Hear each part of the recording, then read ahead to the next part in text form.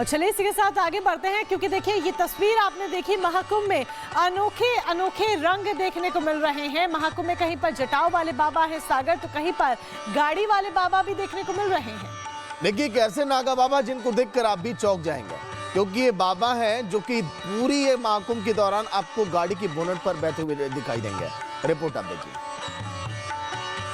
महाकुंभ में एक से बढ़कर एक दृश्य देखे जा रहे हैं। ऐसे में नागा बाबा जो आए हैं, एक से एक रूप लेकर के प्रयागराज की पावन भूमि पर पहुंचे हुए हैं। महाकुंभ की प्रथा बहुत पुरानी है। ये अमृत की बूंद से स्टार्ट है, समुद्र मंथन से। और हमारे भगवान आदि गुरु शंकराचार्य जी ने इस नागा फौज बनाया, जिसके कारण ये महाकुंभ की रचना किया। ठीक है। और हमारे जो नागा सन्यासी साधु हैं, वो कई हिमालय से, उत्तराखंड से, हिमाचल से, गुजरात से, राजस्थान से, महाराष्ट्र से, यूपी, एमपी और अन्य अन्य प्रदेशों से सब आते हैं। जहाँ जहाँ पे महात्माओं का डेरा रहता है, स्थान रहता है, वो वहाँ से अखाड़े से चिट्ठी जाती है।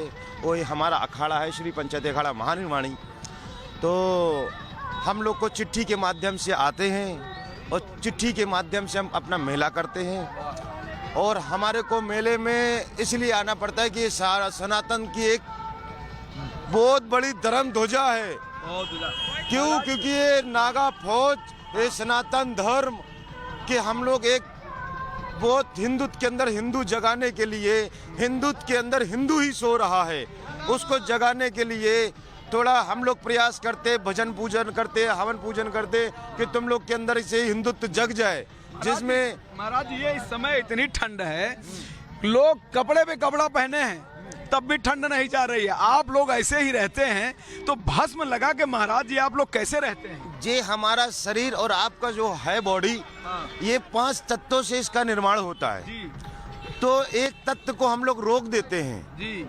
एक तत्व है जो पवन, उसको रोक देते हैं जी। वो उसको रोकने के कारण भगवान भोलेनाथ के पुत्र कार्तिकेय, एक कार्तिकेय स्वामी का भभूत होता है। ये भभूत हमारे अंदर प्रवेश होता है तो हमारे अंदर ठंड नहीं लगती, पवन रुक जाता है। वाह महाराज जी वाह। इसी के सहारे आप लोग रहते हैं। हम कोई तंत्र मंत्र नहीं है, कोई तंत्र मंत्र नहीं है, कोई नहीं।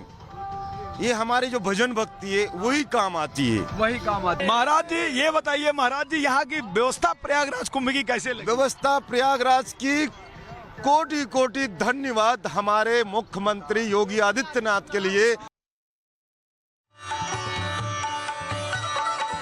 तो गाड़ी वाले नागा बाबा को आपने देखा, लेकिन अब कांटे वाले नागे बाबा को देखकर आप हैरान रह जाएंगे। कुंभ में देखिए भव्यता बढ़ा रहे हैं, वहाँ की लोकप्रियता बढ़ा रहे हैं। कई सारे जो वहाँ पर बाबा पहुंचे हुए हैं और अलग अलग मिजाज में दिखाई दे रहे हैं। मोनिका, बिल्कुल यही तो महाकुंभ की महिमा है कि यहाँ पर अनोखे रंग देखने को मिल रहे हैं। कहीं पर गाड़ी वाले बाबा है, कहीं जटाओ वाले बाबा है, कहीं रुद्राक्ष वाले बाबा है। तो आइए अब आपको कांटे वाले बाबा से मिलवाते हैं, जिनका नाम है रमेश कुमार मांझी।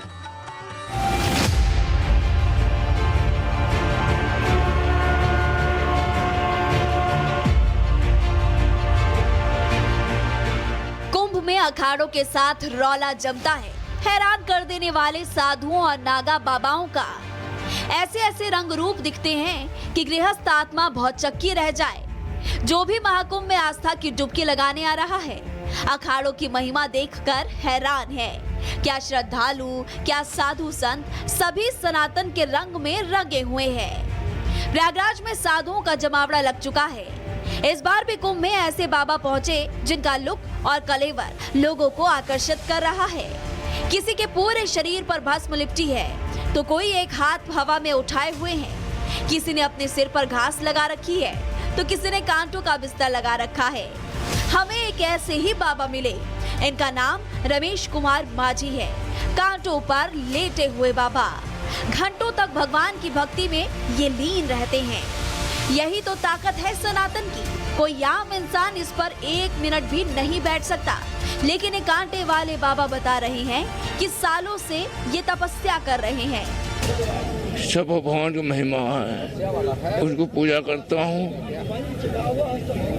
गुरु की सेवा करता हूँ। गुरु ने ज्ञान दिया, गुरु से आशीर्वाद दिया हमको। ये आज 40-42 साल हो चुका है। हर साल लगाता हूँ। जाते हैं, उज्जैन जाते हैं, नासिक जाते हैं, हरिद्वार जाते हैं, गंगा सागर जाते हैं। बाबा से जब हमने पूछा कि कोई तकलीफ तो नहीं होती, तो उन्होंने बताया कि सब प्रभु की कृपा है। लोग बीमार होते हैं तो डॉक्टर के पास जाते हैं, हमारे लिए तो सब हमारे भगवान है। मैं अपने शरीर की करता हूँ लाभ। मरीज जाता है, डॉक्टर के पास जाते हैं, दवा खाते हैं, शरीर सही रहता है। हम साधु हैं, तपस्या करता हूँ, मेरा कर्तव्य है तपस्या करना, कोई तकलीफ नहीं होता है। महाभारत की कथा तो सबने सुनी होगी। कुरुक्षेत्र के मैदान में अर्जुन ने पितामह भीष्म को बाणों की शैया पर लेटा दिया था। यहाँ प्रयागराज में बाबा ने कांटों का बिस्तर ग्रहण किया है। वीडियो में देखा जा सकता है कि बाबा मलंग भाव से कांटों पर लेटे हुए हैं। उनका एक हाथ विशेष मुद्रा में उठा है और दूसरे हाथ से वो डमरू बजा रहे हैं। अलग अलग बाबाओं और उनके रंग ढंग को देखकर आप भी दंग रह जाएंगे। जिन्होंने महाकुंभ में सबका ध्यान अपनी तरफ खींचा है वो है लंबी जटा वाले बाबा।